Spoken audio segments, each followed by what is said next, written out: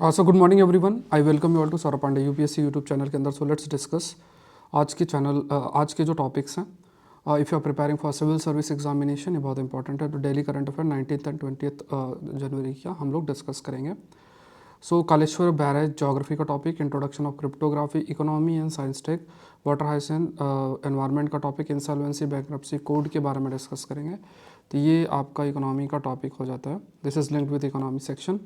Spam regulation and blockchain technology, ये भी science tech का टॉपिक। इंटरनेशनल माइग्रेशन वर्कर्स, गोडा थर्मल पावर स्टेशन आईआर का टॉपिक है। माउंट एबू ज्योग्राफी का टॉपिक है, ये साइंस का टॉपिक है। एनवायरनमेंट का टॉपिक, और फिर जो मैं आपको मेंस का क्वेश्चन देता हूँ दैट इज़ देयर।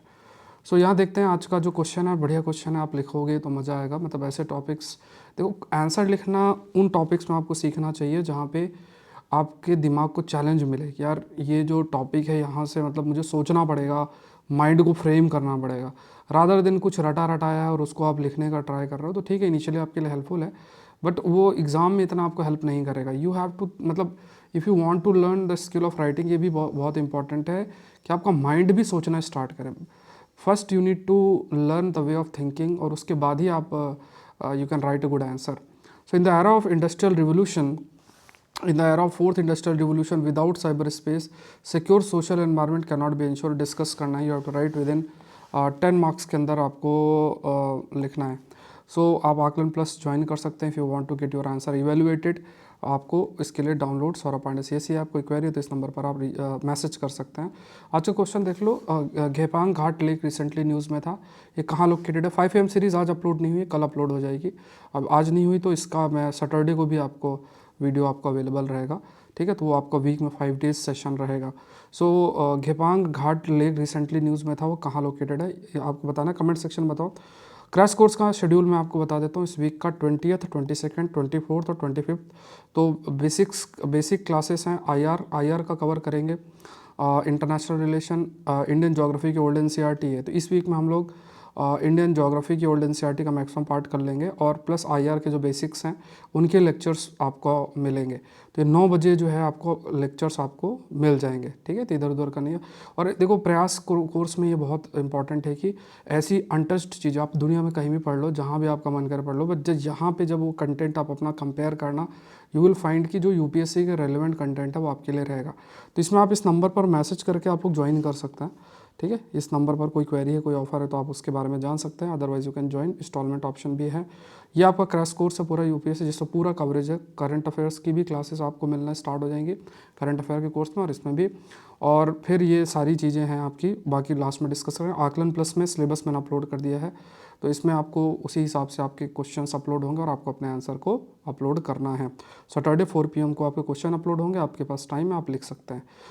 कोई भी होगा तो मैं आपको वो कॉल करके आई विल इन्फॉर्म कि आपको कैसे इंप्रूव करना अपनी आंसर राइटिंग को। स्टार्ट करते हैं। Inquiry panel to take a final phase of evidence collection on Kaleshwar. तो कालेश्वर बैराज क्योंकि न्यूज़ में है तो आइडिया होना चाहिए। Kaleshwar barrage is design to, इसका एम क्या है कि वाटर को डाइवर्ट करना फ्रॉम गोदावरी रिवर को, रिवर से पानी को डाइवर्ट करना है कि उसका इस्तेमाल इरिगेशन और पावर जनरेशन के लिए यूज़ हो सके तेलंगाना में। अभी यहाँ मेडीगड्डा बैराज करके है, उसमें कुछ डैमेज हुआ है, उस पर ही मतलब हो रहा है कि ये कैसा है स्ट्रक्चर और ये सब सही से हुआ कि नहीं। और एक कमीशन भी का गठन भी किया है, और उस केसेस के बेसिस पे कि क्या पूरा जो एक मानक है क्या वो फॉलो किया गया है, क्या जब कंस्ट्रक्शन है या इंजीनियरिंग स्टैंडर्ड्स वाले फॉलो किए गए हैं कि नहीं किए गए हैं। और इस रीजन के लिए बहुत इंपॉर्टेंट है, because the project is important in the sense कि एग्रीकल्चर एक्टिविटी के लिए भी उसका बहुत महत्वपूर्ण रोल है। So what are the future plans. Future plans क्या हैं कालेश्वर बैराज का। तो फ्यूचर प्लान्स की अगर बात करें तो इसमें मेनली इसको कैसे और भी इन द सेंस कि जो स्ट्रक्चरल इश्यूज़ और जो भी है उसको कैसे इंश्योर किया जाए, और इफेक्टिव वाटर मैनेजमेंट हम किस तरीके से कर सकते हैं, ये सब पे फोकस आपका किया गया। नेक्स्ट देखते हैं Indian cryptography research gears up to face the quantum challenges. तो यहाँ पे देखते हैं क्रिप्टोग्राफी का कंटेक्स्ट है, इंट्रोडक्शन टू क्रिप्टोग्राफी। क्रिप्टोग्राफी का जो टर्म है, ठीक है, derived from the Greek term meaning hidden writing, ठीक है। इसका मतलब होता है, इसमें क्या होता है सिंपल सा कि जैसे कोई भी चीज़ है ना उसको एनकोड कर देना। सपोज़ करो आपका नाम है, और उस नाम को अगर मैं सपोज़ एक नाम ले लेता हूँ कि कोई भी नाम, राम नाम मैंने लिया, तो राम नाम से आपको पता चल रहा है कि यार you are talking about a person या इंडिविजुअल, है ना, या फिर कोई भी आप नाम अपने हिसाब से देख सकते हैं। अब क्या है कि अगर कोई भी अगर नेम है, फॉर एग्ज़ाम्पल है ना, कोई भी नाम आप ले लीजिए कि नाम भी याद नहीं आ रहा, अभिषेक मान लीजिए, कोई नाम है अभिषेक। अब अभिषेक की जगह कोई कोडिंग कर दे, अब इसमें अभिषेक बोलेंगे तो आप समझ जाएंगे, बोले XYZ ABC, ऐसा कुछ कोडिंग कर दे, तो you can not like directly से कि अच्छा XYZ ABC का मतलब अभिषेक है।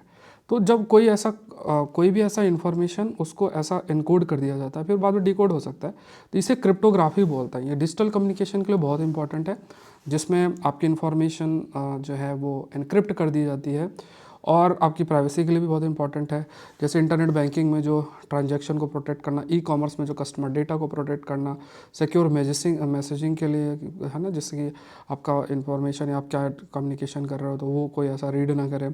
अब क्या है कि देखो, क्रिप्टोग्राफी के अंदर और भी चैलेंजेस आ गए हैं। जैसे अब क्वांटम टेक्नोलॉजी आ गए, क्वांटम कंप्यूटर्स आ गए, तो जो ये आपके नॉर्मल वी कैन से जो नॉर्मल आपके जो मैसेजिंग के तरीके हैं, या जो भी आप कह सकते हैं, जो भी इंफॉर्मेशन है जो तो उसको इजीली हैक किया जा सकता है। या आजकल क्वांटम टेक्नोलॉजी का इतना कैपेबिलिटी बन चुका है जिसके माध्यम से जो भी अवेलेबल आपका सिक्योर एनवायरनमेंट के लिए जो भी टूल्स हैं, उन चीज़ों को बाईपास किया जा सकता है अगर क्वांटम कंप्यूटर जब यूज़ में आएंगे।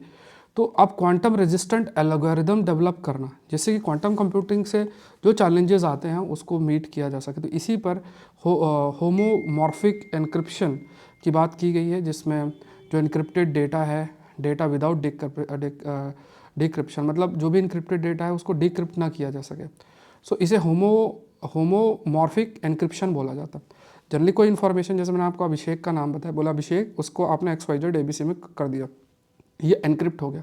अब कोई इसको डिक्रिप्ट भी आसानी से कर सकता है, बट होमोमॉर्फिक एनक्रिप्शन के अंदर यहाँ पे कंप्यूटेशनल वे में देखा जाए तो एनक्रिप्शन विदाउट डिक्रिप्शन की ज़रूरत है इस कंटेक्स्ट में, क्योंकि अगर क्वांटम कंप्यूटर बिकॉज एक पॉइंट पे आप किसी चीज़ को इनक्रिप्ट कर रहे हो, एक पॉइंट पे किसी चीज़ को डिक्रिप्ट कर रहे हो, क्वांटम कंप्यूटर के माध्यम से इन चीज़ों को लिंक करके क्या इन्फॉर्मेशन या क्या इनक्रिप्शन हुआ वो जाना जा सकता है। तो इसलिए होमोमॉर्फिक एनक्रिप्शन की तरफ भी देखा जा रहा है कि कैसे किया जाता है, मतलब क्या ये क्वांटम कंप्यूटर के माध्यम से कर सकता है कि नहीं कर सकता।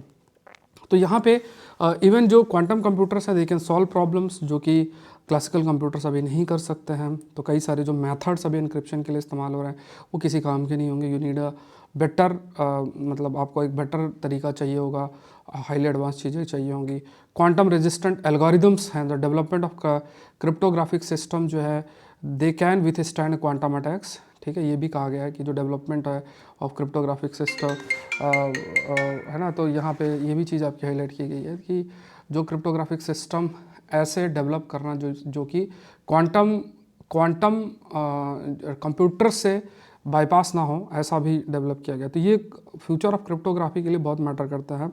इसमें कुछ टर्म्स जो मैंने आपको हाईलाइट किए हैं, क्या क्या चैलेंजेस है, ये बहुत इंपॉर्टेंट आपका बनता। बाकी इसमें अगर आप देखोगे इस आर्टिकल के अंदर, उसमें बहुत सारे चीज़ें जो है वो मेंशन एक तरीके से हैं, और काफ़ी सारे आप कह सकते हैं कि वी कैन से कि काफ़ी टेक्निकल चीज़ों का चर्चा इसके अंदर आपकी की गई है, बट इन जनरल हमें कुछ पॉइंट्स को जानना चाहिए, तो वो मैंने आपके लिए हाईलाइट कर दिया है। तो आई होप ये आपको अच्छे तरीके से समझ में आ गया होगा।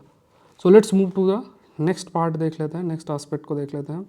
That is this water hyacinth के केस में। वाटर हाइसिंथ आपने देखा होगा कि बड़ा सा ऐसा, अगर आप इस इमेज को देख रहे होंगे ना, तो इसमें जैसे तालाब टाइप है ना, उसमें ये एकदम फैल जाता है। कभी गांव में भी तालाब होता है, उसमें देखना कि मतलब कुछ टाइम ऐसा होता है कि पूरा ऐसा पूरे पानी को कवर कर देता है। ठीक है, ठीक है, तो ये ठीक है, तो ये ध्यान में रखें। तो वाटर हाइसिंथ जो है, how invasive plants are standing fisherman, how invasive plants are standing fisherman on lake Naivasha, ये एक टॉपिक है। अब देखो क्या है कि अगर मान लो कि कोई पॉन्ड है, ध्यान समझना कि अगर कोई पॉन्ड है और उसके ऊपर पूरे के पूरा आप एक है ना पॉन्ड है, और पॉन्ड के ऊपर ये पूरा एक जो ये वाटर हाइसिंथ है या ये पूरा प्लांट टाइप ऊपर आ जाता है, तो इससे पूरा का पूरा जो वाटर के विद इन जीव हैं they will also be affected, और पूरा का पूरा जो चीज़ें हैं, जैसे मछली पकड़ना बहुत मुश्किल हो जाएगा। जैसे मान लो बहुत बड़ा वाटर बॉडी, उसमें बहुत मछलियाँ, फिशरमैन जा रहे हैं, और फिशरमैन ने नेट डाला, अब वो नेट उसी में फंस जाएगा, वो जितने भी पौधे जो ऊपर पानी के तैर रहे होते हैं पौधे टाइप, तो उसी पे फंस जाएगा। तो फिशरमैन का जो लाइवलीहुड है दैट इज़ ऑल्सो अफेक्टेड। तो ये लेक नावासा कहाँ लोकेटेड है ये आपको प्रीलिम्स के लिए जानना है, दैट इज़ इन केन्या। तो ये क्या है कि फिशरमैन जो है they are grappling with invasive water hyacinth. तो यहाँ पे ये है कि ये ठीक है, तो ये पॉइंट आपको ध्यान में रखना है। तो origin of water hyacinth in Kenya की अगर बात करें, so water hyacinth basically south America का नेटिव है, मतलब यहीं से है, फिर केन्या में इंट्रोड्यूस आपका किया गया, फिर धीरे धीरे जो है मतलब जैसे कोई भी जगह पे पहुंचने के बाद ये अपने आप प्लांट्स मल्टीप्लाई कर लेते हैं। और इनका ग्रोथ का एक कारण भी क्या होता है, जैसे कोई भी वाटर बॉडी उसमें बहुत ज़्यादा न्यूट्रिशनल आस्पेक्ट है। न्यूट्रिशनल ऐसा नहीं कि उसमें प्रोटीन पड़ी हुई है, मतलब जैसे सीवेज का पानी है, गंदा जो भी है, नाइट्रोजन से रिलेटेड, सल्फर से रिलेटेड और भी कई चीज़ें जो उस पर अगर पानी में प्रेजेंट होंगे तो द लेवल ऑफ न्यूट्रिशन जो अगर बढ़ेगा तो ये अपने आप पौधे अपने आप उग के और पूरा फैल जाते हैं, पूरे के पूरे प्लांट में फैल जाते हैं। तो इससे मान लो वाटर पॉल्यूटेड जैसे जैसे हो रहा है तो इससे पता चल जाएगा कि हाँ कि मे बी पॉसिबिलिटी हाइसिंथ की बढ़ने की ज़्यादा हो जाती है, और इससे जो पूरे जीव हैं अंदर वो भी बहुत अफेक्ट होते हैं। जो फिशिंग कम्युनिटी है वो भी बहुत अफेक्ट होती है। फिशिंग कम्युनिटी जैसे मैंने आपको बताया कि उनका जैसे ये जो लेक स्पेसिफिक हम बात कर रहे हैं, तो उस लेक में भी जो फिशरमैन जाते हैं पकड़ने तो वो नहीं कर पाते हैं, बिकॉज उनका जो कैच है रिड्यूस हो गया है। मछलियाँ भी मान लो कहीं जगह मिली तो वहाँ छुप गई, या वो नेट फेंके तो नेट में पूरा वो प्लांट जो है वो आ गया, तो फिर नेट से साफ़ करना, तो वो बहुत कॉम्प्लेक्स बन जाता है कि फिशिंग कम्युनिटी। तो इससे जो इकोनॉमिक आस्पेक्ट में भी अफेक्ट हुआ है। फिर क्या है कि ये भी एक बहुत अच्छा पॉइंट है कि ये पूरा का पूरा कवर कर देता है, और नीचे छोटे छोटे जो एक्वेटिक प्लांट्स होते हैं, अब वो एक्वेटिक प्लांट्स होंगे तो अब क्या है कि ये कवर कर देगा, सूरज की रोशनी नीचे नहीं जाएगी, उससे जो नीचे छोटे जो प्लांट्स आपके मतलब एल्गीज टाइप जो प्लांट्स होते हैं उनका फोटोसिंथेसिस नहीं होगा, वो उनका खाना नहीं बन पाएगा। उन पे फिश भी डिपेंडेंट है, छोटी छोटी फिश उनको भी कंज्यूम करती हैं, फिश की पॉपुलेशन भी रिड्यूस होगा। तो इसके कई इकोलॉजिकल कंसिक्वेंसेस भी आपके बन सकते हैं। तो कुछ है जैसे एक हाइपाक मिशन करके किया गया है, जिससे कि जो हाइसिंथ प्रॉब्लम है इसको दूर किया जाए, प्लास्टिक वेस्ट को दूर किया जाए, जिसके माध्यम से जो इन्वेसिव प्लांट है उसको इस्तेमाल किया जाए बायोडिग्रेडेबल पैकेजिंग, मतलब इसका इस्तेमाल किया जाए और इसके माध्यम से बायोडिग्रेडेबल पैकेजिंग की तरफ जाया जाए। तो partnership which are fisherman allows them to harvest and sell hyacinth for processing, ये चीज़ आपकी हाईलाइट की गई। तो यहाँ पे क्या फिशरमैन्स आर लर्निंग जो हाईपैक प्रोसेसिंग है up to 150 kg of water hyacinth की बात अगर किया जाए, तो उस चीज़ को मतलब जैसे वाटर हाइसिंथ लिया है तो अगर उसका कमर्शलाइजेशन होगा कि आपने वाटर हाइसिंथ से प्लास्टिक बनाने लग जाएंगे, तो वो फिर उसको कोई अगर ग्रो भी करता है तो उससे इकोनॉमिक गेन जो है वो अचीव किया जा सकता है। और at the same point of जहाँ पे वाटर पॉल्यूटेड और ये बहुत ज़्यादा उग गया है तो उसको भी निकाल कर साफ़ सफाई करके वाटर हाइसिंथ को प्लास्टिक में कन्वर्ट किया जाए। तो हाईपैक मिशन के बारे में भी जो है इसको आप हाईलाइट कर सकते हो। मेनली कहने के अंदर ये मिशन को इम्प्लीमेंट आपका किया जा रहा है हाईपैक की, तो इसका आप एग्जांपल भी हाईलाइट कर सकते हो कि अगर इकोलॉजिकल या जो वेस्ट है, वेस्ट मैनेजमेंट है या वाटर पोल्यूशन है, अगर उसको हमको टैकल करना है तो किस तरीके से हम टैकल करें, वो चीज़ आप हाईलाइट कर सकते हैं। नेक्स्ट देखते हैं insolvency and recasting insolvency and resolution. अब इसमें देखो एक चीज़ आपको ध्यान में रखनी, जब आप इंसॉल्वेंसी हमने कई बार देखा है कि जैसे आज के टाइम पे क्या है कि विश्व जो है जहाँ पे हम रह रहे हैं that is a globalised world. अब इस ग्लोबलाइज्ड वर्ल्ड में एक चीज़ हमें ये भी देखना है कि डिफरेंट लेवल पे जो कंपनीज़ होती हैं, है ना, छोटी बड़ी जो भी आप कह सकते हो, ये बहुत सारा उधारी भी लेती हैं। बैंक से मान लो उधारी ले लिया, है ना, तो डेट एक बड़ा इशू बन जाता है। अब डेट जो है अगर सपोज़ करो मीट नहीं हो पाता है, डेट एक बड़ा इशू बन गया, और जो डेट है जिसे हम उधारी कह रहे हैं, तो ये जो डेट है आप कह सकते हो उस है ना, when you talk about the debt in general, तो जो डेट है उस डेट वो डेट मान लो या जो उधारी ले रखी है उसको ना चुका पाए, तो यहाँ पे दिवालियापना हो गया, बैंक्रप्सी हो गई, तो है ना, तो इस या इंसॉल्वेंसी बैंक्रप्सी हमें इसे जैसे हम कहते हैं, तो उस स्थिति में क्या है कि अगर आपके पास प्रॉपर लीगल मैकेनिज़्म नहीं है या लीगल मैकेनिज़्म बहुत कॉम्प्लेक्स है, तो काफ़ी सारे इश्यूज़ और प्रॉब्लम्स आपके इससे अराइज होते हैं, क्योंकि डेट एक ऐसी चीज़ है जो कि हर कंपनी और कॉर्पोरेटाइज जो वर्ड है उसमें उसका इस्तेमाल भी होता है। सो अगर डेट किसी केस में अगर जो पैसा लिया है वो दिया ना जाए या एक टाइमली मैनर में ना दिया जाए, तो उसके भी अपनी कंपनी कॉम्प्लेक्सिटीज़ बन जाती है। सो इंसॉल्वेंसी बैंक्रप्सी कोड आपका कब आया? 2016 में आपका ये कोड आपका आया, और यहाँ पे ये मेनली इंट्रोड्यूस किया गया था to tackle the challenges of insolvency resolution. ठीक है, अब क्या है, बिफोर आईबीसी इंसॉल्वेंसी प्रोसेस जो है इंडिया के अंदर आप कह सकते हैं कि वो इतना सिंप्लीफाइड नहीं था, बहुत ही कॉम्प्लेक्स आपका था। तो इसमें कई सारे प्रयास किए गए, जिसमें मान लो ये कोड जो लेकर आ गए, जैसे डिफरेंट डिफरेंट स्टेट और सेंट्रल लेवल पे लॉज थे, उनको एक साथ लेके आईबीसी का जो है वो जो इंसॉल्वेंसी बैंक्रप्सी कोड है उसको लेकर आपका आ गया। सो पहली बार जब इंट्रोड्यूस हुआ था कि कहा गया कि बहुत सारे जो बिजनेस एरिना है उसमें काफ़ी इम्प्रूवमेंट होगा। जो बैड बोरोवर्स हैं, bring bad borrowers and big defaulters to book, मतलब उनके ऊपर जो भी पैसा ले रहे हैं वापस नहीं कर रहे हैं, विलफुल डिफ़ॉल्टर्स हैं, तो उनको उन पर लीगल चीज़ें जो हैं वो एक तरीके से आसानी से किया जा सके। प्लस जो बर्डन है नॉन परफॉर्मिंग एसेट का, कि पैसा ले लिया और पैसा वापस नहीं कर रहा है, तो that will be a non performing asset. एक टाइम तक सपोज बैंक ने भी पैसा दिया और उसको इंटरेस्ट रेट नहीं मिल रहा है, तो it will be after some time it will be a non performing asset. तो ऐसे इशूज़ को रिजॉल्व करने के लिए आईबीसी का एक महत्वपूर्ण रोल है। तो इससे जो इंडिया का बिजनेस एनवायरनमेंट है उस पर भी इंप्रूवमेंट होगा। इंडिया का बिजनेस एनवायरनमेंट की अगर बात करें, इससे इन्हांस भी होगा। अगर क्लियर फ्रेमवर्क है इंसॉल्वेंसी से रिजोल्यूशन की अगर बात करें, तो इससे फॉरेन इन्वेस्टमेंट और इकोनॉमिक ग्रोथ भी होगी, क्योंकि सबको पता है कि ठीक है, जो क्लैरिटी ऑफ आप कह सकते हैं लॉ है, क्लैरिटी ऑफ लॉ अगर है, if there is a clarity of law, तो that will help you, that will help. एक ट्रस्ट जो है इन्वेस्टर जो भी है उसके अंदर आपका आएगा। बैड बोरोवर्स की बात करें तो यहाँ पे क्या है, कल्चर ऑफ रेस्पॉन्सिबिलिटी। जो भी पैसा लेता है तो उनका भी जिम्मेदारी वापस करना। ऐसा नहीं कि ज़बरदस्ती पैसा लिया और उसका फिर अपने हिसाब से जो है लेने के बाद अपने हिसाब से चीज़ें की और रिटर्न नहीं किया टाइमली मैनर से। तो ये एक गुड बोरोवर, बैड बोरोवर की को गुड बोरोवर कैसे हम कन्वर्ट करें और ऐसे लोग बचें, इन द सेंस कि जो डेट ले रहे हैं और वो नहीं वापस कर रहे हैं। तो आईबीसी कोड इसके लिए बहुत आपका हेल्पफुल है। सो सर्टेन इश्यूज़ जो हैं उनमें कुछ चीज़ें ध्यान में रखना है। कि पहली चीज़ तो ये है कि जो परफॉर्मेंस है नेशनल कंपनी लॉ ट्रिब्यूनल का, उसको इम्प्रूव करने की ज़रूरत है। और इसकी जो अपलेट बॉडी है कंपनी लॉ अपलेट ट्रिब्यूनल की बात करें, तो क्योंकि फाइनली कोई भी केस जाएगा तो जो ट्रिब्यूनल्स में जाएगा, फिर अपलेंट ट्रिब्यूनल्स पे जाएगा, फिर हाई कोर्ट और आगे की कोर्ट्स में जाएगा। तो पहले तो इन जो ट्रिब्यूनल्स हैं इनकी परफॉर्मेंस पे वर्क करना जरूरी है। तो ये जो ट्रिब्यूनल्स हैं, कई सारे जो कॉर्पोरेट के इंसॉल्वेंसी केसेस होते हैं, कॉर्पोरेट लेवल पे जो इंसॉल्वेंसीज आपकी होती है उनको ये टैकल करते हैं। और यहाँ पे कई केसेस कंपनी एक्ट से भी रिलेटेड है, तो इनको एक तो इंसॉल्वेंसी भी देखनी है, फिर बहुत सारे कंपनी जो एक्ट है आपका उससे रिलेटेड केसेस वो भी इनको देखना है। तो ये उनके पास डबल बर्डन रहता है, वो कैसे उसको मैनेज करते हैं, दैट इज़ देयर। तो यहाँ पे एनसीएल जो नेशनल कंपनी लॉ ट्रिब्यूनल है 1999 में जो है इसको सामने रखा गया था, फिर 2016 से इसको ऑप्शनलाइज किया गया था।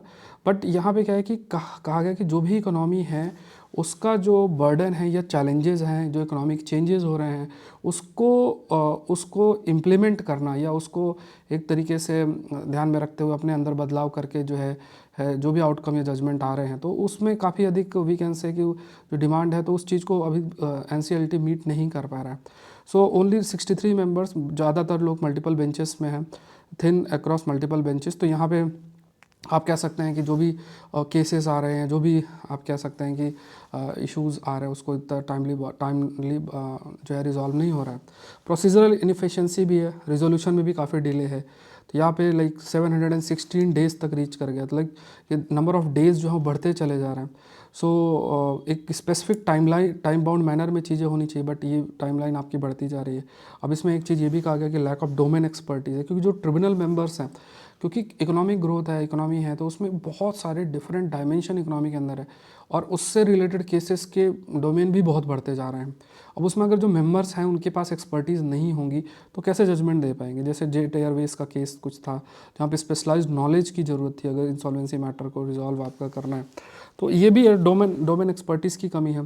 जेट एयरवेज केस का स्पेसिफिकली जो है ये जो स्ट्रक्चरल कमी है, तो कोर्ट ने इस चीज़ को एम्फसाइज भी किया कि एक स्ट्रिक्ट टाइमलाइन भी फॉलो करना है, एक्सेस डिले भी अवॉइड जो है करना है, अदरवाइज आईबीसी पूरे तरीके से इनफेक्टिव होगा। तो रिफॉर्म्स कहा गया है, करंट फ्रेमवर्क जो है उसमें इंटीग्रिटी एस्पेक्ट, एफिशिएंसी एस्पेक्ट और डोमेन एक्सपर्ट्स को इंक्लूड करना, इन सब में जो है ये सब चीज़ें करने की ज़रूरत है। तो मैंडेटरी मीडिएशन, एक रिफॉर्म की बात किया गया कि एक मीडिएशन की तरफ जाए। जैसे अगर इंसॉल्वेंसी एप्लीकेशन जाने से पहले मीडिएशन को लेकर आना, मध्यस्थता, अगर मध्यस्थता है चीज़ें बीच में ही रिजॉल्व हो जाएंगी तो इससे काफ़ी सारा जो बर्डन ट्रिब्यूनल के अंदर रिजॉल्व होगा।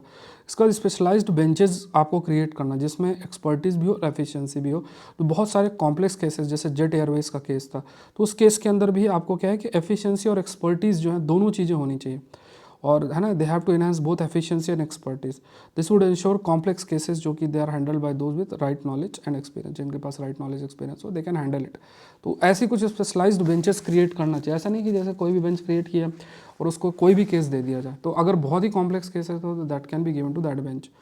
नेक्स्ट देखते हैं, TRAI and government combating spam. Spam का मतलब जो कॉल दिन भर आते रहते हैं, जैसे मैं भी सेशन लेता हूँ, बगल में फ़ोन बजता रहता है, ऐसा नहीं कि कोई कॉल कर रही है, स्पैम वाले कॉल आ जाते हैं बहुत सारे। तो ठीक है, तो यहाँ पे देखो स्पैम रेगुलेशन एंड ब्लॉकचेन की बात की, तो इसमें मैंने जो टॉपिक आपके लिए पिक किया है दैट इज़ ब्लॉकचेन लेजर। ठीक है, बाकी तो मतलब कि स्पैम को रोकने के लिए क्या क्या कदम उठाएंगे वो बहुत ही कॉमन सेंस है, मतलब उसमें आप ऐसा लिख भी सकते हैं।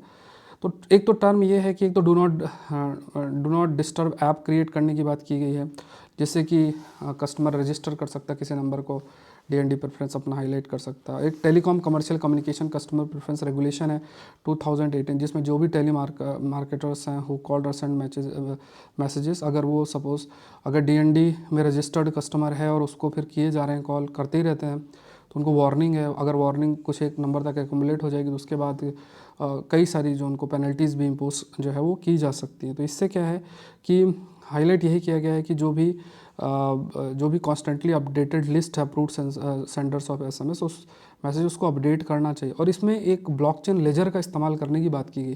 अब मैंने आपके लिए ये एक्सप्लेन करने का प्रयास किया इसमें कि ब्लॉकचेन लेजर क्या है। इसमें देखो टेक्नोलॉजी बहुत मैटर करती है जो अपकमिंग, जैसे डॉकिंग टेक्नोलॉजी मैंने अभी कुछ दिन पहले आपसे डिस्कस किया, ऐसे अभी डिस्कस करेंगे तो ब्लॉकचेन लेजर के बारे में। सो ब्लॉकचेन लेजर टेक्नोलॉजी क्या, ब्लॉकचेन लेजर क्या है कि जैसे देखो क्या है कि कोई भी सपोज करो कि है ना, एक एग्जांपल लेते हैं, सपोज एक ऐसा एक आपने डेटाबेस स्टोर करने के लिए चीज़ें रखी हुई हैं, और यहाँ से बहुत जगह से जो डेटा है वो आपका जा रहा है। तो अगर इस पूरे सिस्टम को किसी ने एक बार हैक कर दिया तो पूरा का पूरा डेटा जो है वो आपका चला जाएगा। मतलब डेटा पूरा कोई भी हैक कर सकता है, अगर एक ही जगह पे डेटा पूरा का पूरा स्टोर हो रहा है। लेकिन अगर इसको ऐसे देखें कि कई इंडिविजुअल्स हैं, एक इंडिविजुअल है, इसका डेटा ऐसे हुआ, ठीक है, इसका एक का ऐसे है, ठीक है, ऐसे, तो क्या है कि डिफरेंट ब्लॉक्स क्रिएटेड है। इस ब्लॉक के अंदर कई जगह कई डेटा या जो भी ट्रांजैक्शन यहाँ पे है, इस जगह कई डेटा ट्रांजैक्शन यहाँ पे है, और ये कई डेटा यहाँ जो ट्रांजैक्शन का डेटा यहाँ, तो ये जो है क्या है, ब्लॉक्स क्रिएटेड है। और ये ब्लॉक्स आपस में क्रिएटेड है, आपस में कनेक्टेड है, जिसे चेन बोलेंगे। तो ये क्या है कि ये जो अप्रोच है इसे ब्लॉकचेन बोलता है। ठीक है, ब्लॉकचेन जैसे कई आप देखो क्रिप्टो करेंसी जो क्रिप्टो करेंसी है उसमें भी इस टेक्नोलॉजी का इस्तेमाल आपका किया जाता है। तो यहाँ पे क्या है कि ब्लॉकचेन टेक्नोलॉजी की बात अगर हम करते हैं तो ये बहुत हेल्पफुल है। तो blockchain ledger technology refer to a system जहाँ पे आप इंफॉर्मेशन को रिकॉर्ड करते हो, और जिसको आप ऐसा चेंज भी नहीं कर सकते हो या हैक नहीं कर सकते हो, ये सिस्टम को चीट नहीं कर सकते हो। वाई? क्योंकि इसमें जो डेटा है वो डिस्ट्रीब्यूटेड है। ठीक है, डिस्ट्रीब्यूटेड डेटा या डिस्ट्रीब्यूटेड डेटाबेस या लेजर बोलते हैं कि जैसे जो डेटा है वो क्या है, जैसे सपोज करो यहाँ पे इफ़ यू टॉक अबाउट, तो जो डेटा है that data is basically distributed, और ये जो डिस्ट्रीब्यूटेड डेटाबेस होता है इसी को लेजर बोलते हैं। ठीक है, ये टर्म भी आपको याद रखना है। सो ये क्या है कि बहुत सारे डिफरेंट नोड्स हैं, है ना, shared among the nodes of a computer network securing data in a blocks. ठीक है, तो डेटा क्या है, जैसे सिंपल सी चीज़ें और भी कॉम्प्लेक्स, जैसे अलग अलग नोड्स हैं, जैसे बहुत सारे ऐसा डेटा आ रहे हैं अलग अलग नोड्स में ये डेटा है, फिर ये डेटा अलग अलग ब्लॉक्स में स्टोर होंगे।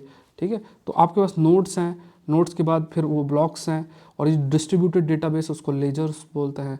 तो इस वजह से क्या है कि इसको आप ऐसा एकदम से ऐसा हैक या चीट सिस्टम को नहीं किया जा सकता। तो ब्लॉक्स, हर जो ब्लॉक है उसमें लिस्ट ऑफ ट्रांजैक्शन होगा, चेन क्या है वो सारे ब्लॉक्स को कनेक्ट करता है, और नोड से हर एक जो पार्टिसिपेंट होगा नेटवर्क में एक कॉपी ऑफ ब्लॉकचेन क्रिएट करता है, उसे नोड्स बोलते हैं। मतलब जो भी ब्लॉकचेन उसकी कॉपी क्रिएटेड होती है उसको नोड्स बोलते हैं। थोड़ा सा करेक्ट कर लेना। ट्रेडिशनल लेजर्स की बात करें तो ट्रेडिशनल लेजर में सेंट्रलाइज्ड डेटाबेस रहता है, बट यहाँ पे क्या है, डिसेंट्रलाइज्ड और डिस्ट्रीब्यूटेड डेटाबेस है। तो डिसेंट्रलाइज्ड और डिस्ट्रीब्यूटेड जो डेटाबेस है ये बेसिकली ब्लॉकचेन, आप कह सकते हैं ब्लॉकचेन लेजर शब्द हम इस्तेमाल कर सकते हैं। ब्लॉकचेन टेक्नोलॉजी के अंदर डिसेंट्रलाइज मतलब एक ऐसा नहीं कि एक सेंट्रलाइज्ड मतलब एक ही है ना, एक ही आपने सिस्टम बना रखा, उसी में सारा डेटाबेस जा रहा है। अलग अलग जो है डिस्ट्रीब्यूटेड डेटाबेस है, उसके बाद कॉपी ऑफ जो ब्लॉक्स हैं उनका भी वो भी प्रेजेंट है। तो ये बहुत ही मुश्किल हो जाता है कि ऐसा पूरे सिस्टम को हैक करके पेनिट्रेट कर पाना। अब इसका इस्तेमाल बहुत जगह पे फाइनेंशियल सर्विसेज में है, सप्लाई चेन के मैनेजमेंट के अंदर भी है, कई सारे है ना जो प्रोडक्ट हैं उनको ट्रेस करना from the origin to consumer, कहाँ से प्रोडक्ट ओरिजिनेट हो रहा है, कंज्यूमर तक कैसे रीच करता है, हेल्थ केयर है, पेशेंट रिकॉर्ड और ये सब, वेरिफिकेशन, आइडेंटिफाई वेरिफिकेशन, इसमें ब्लॉकचेन रिलेटेड टेक्नोलॉजी का इस्तेमाल है। इससे क्या है, सिक्योरिटी इन्हांस होगी, ट्रांसपेरेंसी बढ़ेगी, कॉस्ट में कमी आएगी और डिसेंट्रलाइजेशन होगा। ठीक है, तो risk of a single point of failure, तो decentralisation, enhance security, transparency, cost reduction, ये सब जो है वो देखने को मिलेगा। चैलेंज एंड लिमिटेशंस की बात करें ब्लॉकचेन टेक्नोलॉजी में, so blockchain technology faces several challenges. एक तो टेक्नोलॉजिकल बैरियर्स, ठीक है, तो यहाँ पे चैलेंजेस एंड लिमिटेशंस की बात करें और ब्लॉकचेन लेजर टेक्नोलॉजी की अगर देखा जाए तो टेक्नोलॉजिकल कई बैरियर्स हैं। मतलब अगर आपको ये सब इम्प्लीमेंट करना है तो बहुत हाई लेवल का टेक्निकल एक्सपर्टीज़ होना चाहिए। फिर स्केलेबिलिटी एक इशू है, as the network grows, transaction जो है स्पीड्स में डिक्रीज, है ना, तो यहाँ पे ये भी है कि जैसे जैसे नेटवर्क बढ़ता जाएगा जो ट्रांजेक्शन की स्पीड वो रिड्यूस होगी। फिर रेगुलेटरी चैलेंजेस भी हैं, कैसे आप रेगुलेट करते हो। एनर्जी कंजप्शन ब्लॉकचेन नेटवर्क में बहुत अधिक है, तो एनवायरमेंटल कंजर्व, क्योंकि एनर्जी के प्रोडक्शन में फिर आप जो भी प्रोडक्शन प्रोसेस इस्तेमाल करोगे उसमें एनवायरमेंटल डिग्रेडेशन के चांसेस आपके हो जाते हैं। क्यों? क्योंकि जैसे एनर्जी जनरेट करने के लिए बहुत सारा कार्बन एमिशन है, जैसे कोल की बर्निंग है, फिर आप एनर्जी जनरेट करते हो तो कार्बन का एमिशन भी काफ़ी अधिक आपका होता है। Future of blockchain ledger technology का है तो डिसेंट्रलाइज्ड फाइनेंस में इस्तेमाल हो सकता है, इंटर ऑपरेटेबिलिटी में इस्तेमाल हो सकता है, डिफरेंट ब्लॉकचेन नेटवर्क्स आपके क्रिएट हो सकते हैं, ये भी आपका है। और ब्लॉकचेन टेक्नोलॉजी को कैसे रेगुलेट किया जाए तो उस पर क्लैरिटी की ज़रूरत है। तो ये सब चीज़ें थोड़ा सा आपको माइंड पे रखनी है, ठीक है, तो इससे आपको ब्लॉकचेन, अब ये सब चीज़ें नहीं दे रखी हैं। अब टीचर का यही रोल है, मैं आपको पहले कई बार हाईलाइट किया हूँ कि न्यूज़पेपर में लिखा हुआ सब कुछ लाइन पीला पीला करके और अपना दिमाग में जो आया उसको ब्लैक बोर्ड में 4 लाइन लिख दी, उससे काम नहीं चलेगा। अगर आप ये कंटेंट करते जाओ, आपका मैक्सिमम कंटेंट यूपीएससी में जो आएगा इन्हीं में से आएगा। यही एक कारण है कि जो सेशन मेरे द्वारा लिया जाता है, आप देखोगे तो मैक्सिमम क्वेश्चन यूपीएससी में आते हैं। और इसका अगर आपको प्रूफ चाहिए तो मैंने बहुत बार इस बार का मेंस चाहो तो देख लो, मैंने 1-2 ही वीडियो डाले हैं। वो मार्केटिंग नहीं करते हैं वो अलग बात है, बट जो लोग पहले से फॉलो करते हैं they are aware about it. So what did the ILO report state about international migrants. ठीक है, अब देखो इतना डेटा याद नहीं रहेगा, ये बहुत ही फैक्ट है, क्योंकि हम लोग का जिम्मेदारी ये भी है कि हमें एक टीचर तो हैं तो स्टूडेंट के रूप में भी सोचना है। अब सपोज करो बहुत सारा डेटा है, वो डेटा मान लो कर भी दिया आपने, कहीं से कंपेयर, एक क्वेश्चन भी आपने देख लिया, बट आप ये समझो कि बहुत अधिक डेटा आपको याद नहीं रहने वाला है। तो ऐसी चीज़ों से हमें बचना है, ये मैं आपको कहना है। बट हाँ, कुछ स्पेसिफिक चीज़ें में है, तो ये पॉइंटर्स देख लेते हैं। इंटरनेशनल माइग्रेंट वर्कर्स की बात की है। अच्छा, स्टार्टिंग में आई हैव टोल्ड कि कौन किस जो है किस उसमें किस पेपर से बिलोंग करता है। और अगर आप प्रहार बैच या फिर जो करंट अफेयर के बैचेस चल रहे हैं प्रीलिम्स मेंस के, जहाँ पे मैं कंटेंट को कंपाइल करके भी आपको सब्जेक्ट वाइज देता हूँ, पीडीएफ भी कंपाइल करके आपको मिलता है, तो वो चीज़ अगर आप कर रहे हैं तो फिर तो कोई दिक्कत ही नहीं है। तो वहाँ तो फिर आपको सब्जेक्ट वाइज ही चीज़ें रहती हैं, ठीक है। तो इंटरनेशनल माइग्रेंट वर्कर्स की बात करें तो यहाँ पे लेबर मार्केट की शॉर्टेज है, ठीक है। तो यहाँ पर इंटरनेशनल माइग्रेंट की बात करें तो एड्रेसेस जो इंटरनेशनल माइग्रेंट्स, तो किसी भी देश में लेबर मार्केट का अगर शॉर्टेज है तो इंटरनेशनल लेवल पर जो, जैसे मान लो वेस्ट एशिया, वहाँ पे इतना लोग काम नहीं करेंगे जो आपके पूरा ये ना सऊदी अरेबिया, यूएई और ये सब कुवैत वैत, तो यहाँ से भारत, पाकिस्तान, बांग्लादेश से बहुत सारे माइग्रेंट्स जाते हैं, काम करते हैं। तो इससे ओवरऑल वर्ल्ड इकोनॉमी की ग्रोथ में बहुत हेल्पफुल मिलती है, क्योंकि वहाँ इतने लेबर अवेलेबल नहीं है। सो 4.7% ऑफ की बात करें ग्लोबल लेबर फोर्स, लगभग वो 167.7 मिलियन इंटरनेशनल माइग्रेंट्स है। ये लगभग इंक्रीज़ हुआ है 30 मिलियन का। Employed 155.6 million, unemployed 12.1 million. Demographics की बात अगर करें तो मेन 4.7% है of the total male employment, और इंटरनेशनल माइग्रेंट की बात है, ठीक है। और इंटरनेशनल माइग्रेंट के वुमेन की बात करें तो 4.4% of the total female employment वो इंटरनेशनल वुमेन माइग्रेंट है, मतलब इंटरनेशनल वुमेन माइग्रेंट है। एज की बात है तो ये एज का डिस्ट्रीब्यूशन है, आप रीड कर लेना, आई डोंट थिंक आपको इतना याद रहेगा।